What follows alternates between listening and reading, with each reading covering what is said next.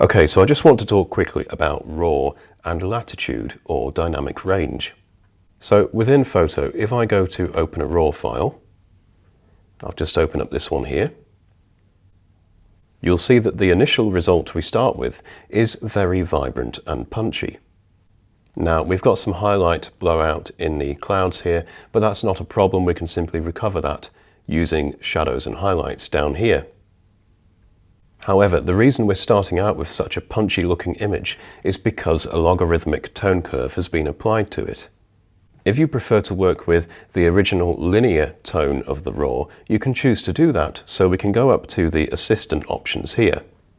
And I'll just drag this to the side.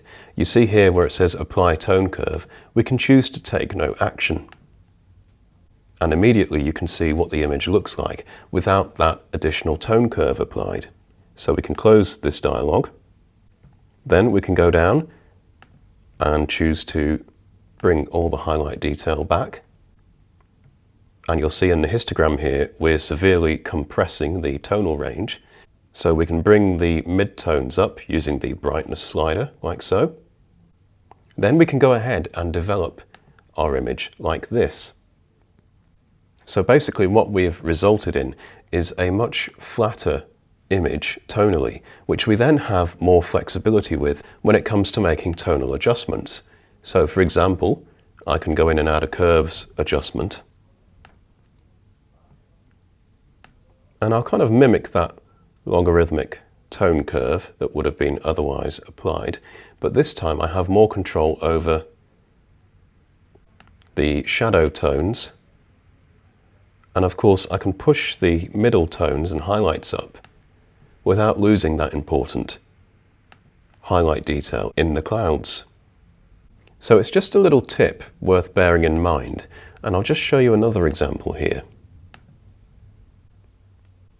Okay, now if I go in and set the tone curve to apply tone curve, we've got a bit of an overexposed sky here. And pulling the highlights back only gets us halfway there, really.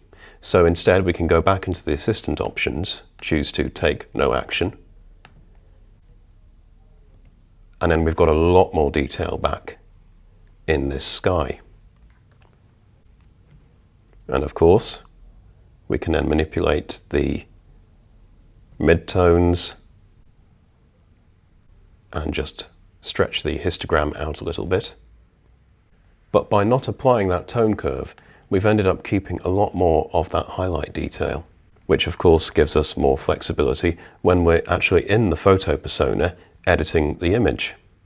So there we go. It's probably worth just bearing in mind that your cameras can shoot and capture a lot more dynamic range than you actually give them credit for.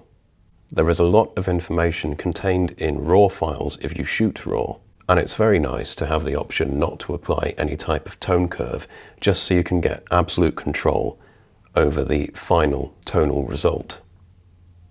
Thank you for watching.